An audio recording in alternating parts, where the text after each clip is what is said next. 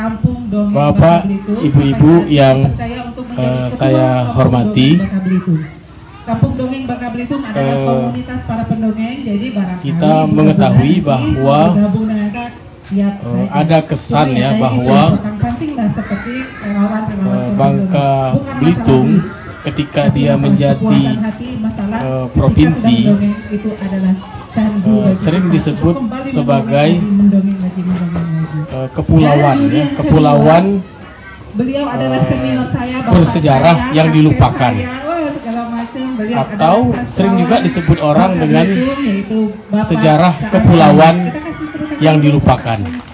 Jadi ada dua hal ya, ketika kita menjadi satu provinsi, ada dua hal yang sering saya dengar ucapannya. Yang pertama, Bangka Belitung itu adalah sejarah kepulauan yang dilupakan, atau bisa juga disebut dengan kepulauan bersejarah yang dilupakan. Baik itu di tingkat PAUD, tingkat malah lebih ekstrim, sering orang menyebut ya bahwa Bangka Belitung itu adalah negeri tanpa sejarah, atau people without history, jadi negeri tanpa sejarah. Nah, ini sesuatu yang tentu saja miris ya bagi kita, dan harus kita jawab ya, harus kita jawab postulat-postulat yang mengatakan Bangka Belitung negeri tanpa sejarah, atau sejarah kepulauan yang dilupakan, atau kepulauan bersejarah yang dilupakan. Nah, ini harus kita jawab karena menurut Eric Wolff ya, seorang sejarawan kontemporer ya, dia mengatakan bahwa sejarah yang benar itu adalah sejarah masa kini. Artinya, kalau kita ingin Bangka Belitung itu sebagai kepulauan bersejarah yang selalu diingat, yang selalu dikenang, adalah tugas dan tanggung jawab kita untuk menulisnya. Jadi sejarah yang benar itu adalah sejarah masa kini, sejarah yang ditulis oleh generasi sekarang, generasi saat ini. Bapak dan ibu-ibu yang saya hormati, dalam konteks literasi ya, bukti tertua ataupun bukti literer tertua ya tentang tulisan ya, tentang kegiatan membaca di Bangka Belitung itu memang luar biasa, karena pada abad 1 ya, abad 1, abad ketiga Masehi sebenarnya sudah ada ya catatan-catatan sejarah tentang Pulau Bangka. Jadi tulisan-tulisan sejarah tentang Pulau Bangka itu sudah ada pada abad 1, abad ketiga Masehi. Nah, di mana kita peroleh catatan-catatan tentang Bangka itu? Bisa kita peroleh di kitab-kitab kesusastraan India ya, di kitab-kitab Mahadinesa dan Miladavanca. Selama ini kan kita hanya mengenal ya bahwa Pulau Jawa itu sering disebut dengan Jawa Dwipa atau Jewawut. Kemudian Pulau Sumatera disebut dengan Swarna Dwipa. Nah, sebenarnya di dalam kitab-kitab kesusastraan India, kitab-kitab Miladavanca dan Mahadinesa itu disebutkan bahwa di lautan selatan itu terdapat beberapa pulau, antara lain Swarna Dwipa, Jawa Dwipa, dan Wangka Dwipa. Jadi pulau kita itu sudah dicatat ya di dalam kitab-kitab kesusastraan India. Tetapi bukti literer tertua yang ada di Bangka sendiri itu baru kita jumpai, kita peroleh di prasasti Kota Kapur yang ditemukan di Bangka ya, dekat Penagan, dekat Kuala Sungai Menduk, Tapi kalau ini berangkat tahun 608 Saka atau 686 Masehi atau pada abad ke-7 Masehi. tidak hafal Nah, ada sesuatu yang tidak unik ya, dari dongeng itu masalah hafal cerita.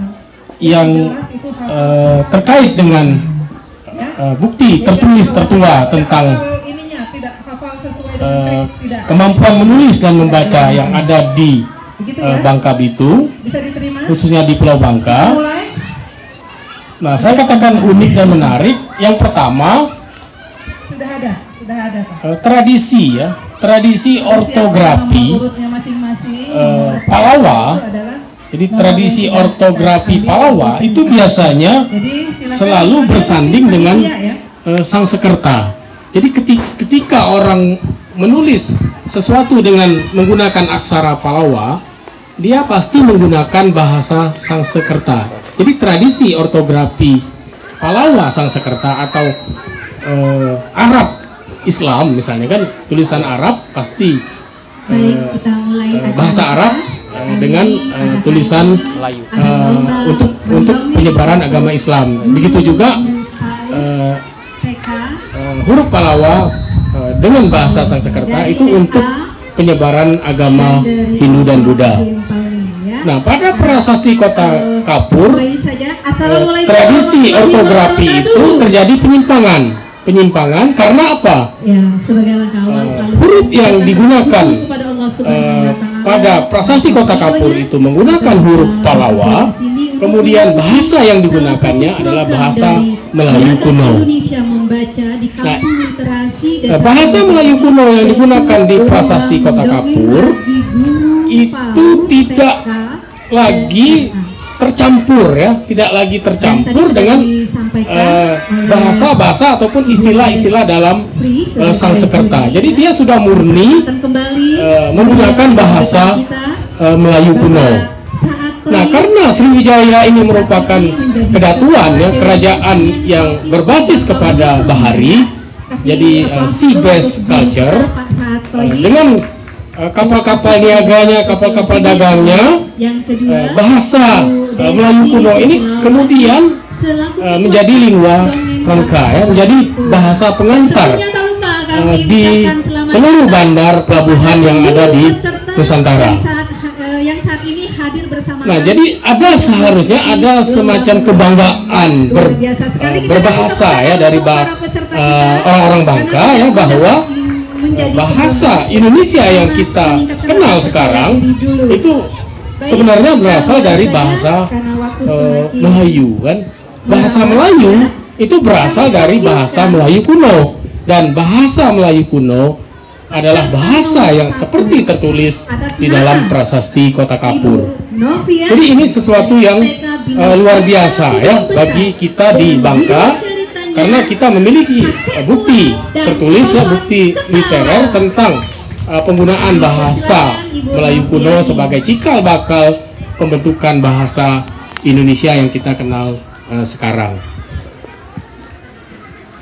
Bapak dan Ibu yang saya hormati ya, tidaklah mungkin sebuah prasasti ya, sebuah inskripsi diletakkan di satu tempat yang isinya berisi konstitusi ya, konstitusi berisi aturan-aturan tentang perilaku kehidupan.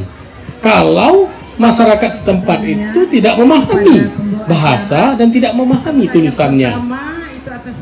Jadi logika berpikir kita seperti itu ya. Jadi interpretasi sejarahnya ya, tidak mungkin prasasti sebagai peringatan ya, tugu peringatan diletakkan di satu tempat, di satu daerah, kalau masyarakatnya tidak memahami bahasanya dan tidak memahami tulisannya. Bapak dan Ibu-ibu, secara singkat ya, saya ingin sedikit lagi menyampaikan terkait dengan prasasti Kota Kapur. Kita ketahui bahwa prasasti Kota Kapur itu ditemukan di satu kawasan yang kemudian kita kenal dengan sebutan situs Kota Kapur. Nah, pada abad ke-7 prasasti Kota Kapur adalah peninggalan dari Kedatuan Sriwijaya, dan Sriwijaya adalah pusat penyebaran agama Buddha. Bapak dan Ibu yang saya hormati, pada abad ke-3, abad ke-5 Masehi, sebenarnya sudah ada satu peradaban yang begitu maju di Kota Kapur. Tetapi peradaban kehidupan yang maju di Kota Kapur pada abad ke-3, abad ke-5 Masehi itu belum meninggalkan tradisi tulisan, ya, belum meninggalkan tradisi menulis, membaca, sehingga kita hanya mengetahui peradaban abad ke-3, abad ke-5 Masehi di Kota Kapur itu sebagai peradaban Hindu aliran Waisnawa. Jadi peradaban beragama Hindu, kemudian yang menyembah kepada menyembah kepada Wisnu, ya. Jadi Hindu Waisnawa. Nah, ini hanya bisa kita ketahui melalui bukti-bukti arkeologis, ya, peninggalan-peninggalan arkeologis berupa 3 bekas bangunan candi, kemudian beberapa fragmen arca Wisnu, dan beberapa pecahan-pecahan dan beberapa perhiasan-perhiasan yang tertanam di dalam pripik di bekas-bekas candi di Kota Kapur. Nah, tradisi Hindu itu sangat jelas pada abad ke-3, abad ke-5 Masehi di Kota Kapur, tetapi pada abad ke-7 dengan prasasti itu sama sekali tidak meninggalkan bukti-bukti tentang pengaruh agama Buddha di Pulau Bangka.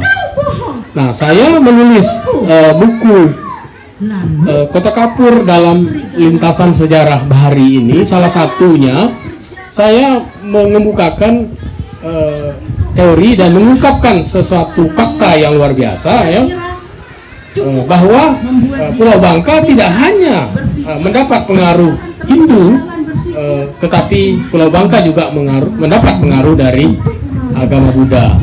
Di dalam prasasti Kota Kapur memang tidak disebutkan bahwa penduduk Bangka itu beragama Buddha, tetapi saya membacanya dari bentuk, ya, bentuk fisik dari prasasti Kota Kapur itu